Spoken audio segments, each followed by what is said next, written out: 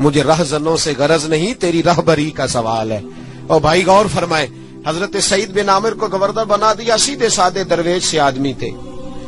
کچھ مہینوں کے بعد حضرت عمر خود ان کے صوبے میں پہنچے، جامع مسجد میں سب لوگوں کو جمع کیا۔ جب سب لوگ جامع مسجد میں جمع ہوئے تو حضرت عمر فاروق نے فرمایا اپنے گورنر کے بارے میں بتاؤ کیسا ہے۔ یہ ہے جمہوریت۔ ادھر دیکھیں جی، میری بات پہ توجہ فرمائیں، یہ جمہوریت ہے۔ گورنر سامنے کھڑے، فرمایا بتاؤ گورنر کیسا ہے؟ تو لوگوں نے کہا 4 شکایتیں ہیں گورنر صاحب سے۔ اس کو حضرت ابن جوزی علیہ الرحمہ نے نقل فرمایا، 4 شکایتیں۔ کون سی؟ کا پہلی شکایت یہ ہے کہ گورنر صاحب جب شروع میں گورنر آئے تھے تو فجر کی نماز کے بعد ہی لوگوں کی بات سننے لگتے تھے، اب نماز پڑھ کے گھر جاتے ہیں، 9-10 بجے واپس آتے ہیں۔ دوسری شکایت یہ ہے کہ ہفتے میں 1 دن ملتے نہیں۔ تیسری شکایت ہے صرف دن کو ملتے ہیں، رات کو نہیں ملتے۔ اور چوتھی شکایت یہ ہے کہ کبھی کبھی رونے لگتے اور بے ہوش ہی ہو جاتے۔ آپ نے عجیب دیوانہ گورنر بنا دی۔ حضرت عمر نے حضرت سعید بن عامر کی طرف، بول بھئی تیری شکایات ہیں۔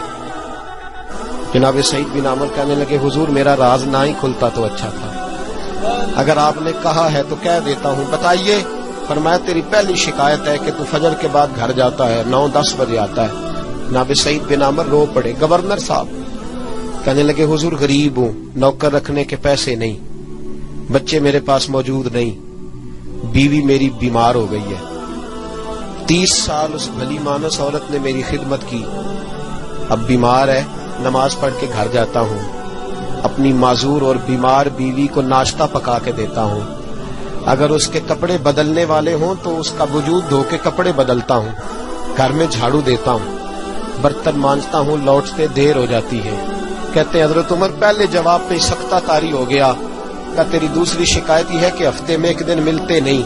تو سعید بن عامر عرض کرنے لگے حضور کرتا میرے پاس ایک ہی ہے، ہفتے میں 1 دن دھو کے خشک ہونے کو ڈالتا ہوں، بیوی کے کپڑے پہن کے بیٹھا رہتا ہوں، ٹھنڈ کا موسم ہے، اثر وہیں ہو جاتی ہے۔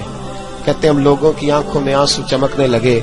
کہا تیری تیسری شکایت یہ ہے کہ تو دن کو ملتا ہے رات کو نہیں ملتا، تو رونے لگے، داڑھی ہاتھ سے پکڑ لی، کہنے لگے حضور دیکھیں کوئی بال کالا تو نہیں نا، ساری سفید ہو گئی ہے، پتہ نہیں رب کریم کب بلا لے گا، دن مخلوق کے لیے رکھا ہے، رات اپنے رب کے لیے رکھی ہوئی ہے، میں ساری رات اسے مناتا ہوں کہ مولا یہاں پردے رکھے ہیں تو وہاں بھی میرے پردے ہی رکھنا، اے اللہ یہاں تو نے وقار دیا ہے تو وہاں بھی وقار ہی دینا۔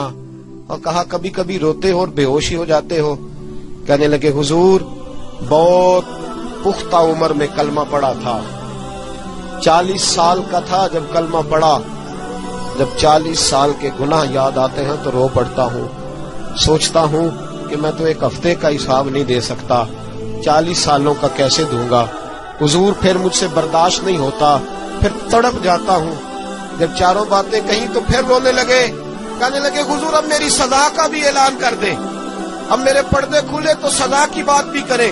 حضرت عمر نے ہاتھ اٹھائے اور کہا اے اللہ میرے محبوب کی امت کو کچھ ایسے گورنر اور بھی عطا فرما، اپنے آپ کو سنواریں، اپنے آپ پہ توجہ دیں، بڑا ہو گیا خوابوں کی دنیا میں زندہ رہنا اور لفظوں اور جملوں کی اوٹ میں چھپ کے اپنے آپ کو مطمئن کرنا، اب ذرا عمل کی دروازے کی طرف بھی اپنے قدم بڑھائیں اور کچھ کام ایسے بھی کریں جو ہمارا اور ہمارے رب کا راز ہو، اور صبح قیامت وہ ہمارا خزانہ ہمارے کام آئے، ہمیشہ مدحت خیر الانام میں گزرے، دعا ہے یہ عمر درود و سلام میں گزرے۔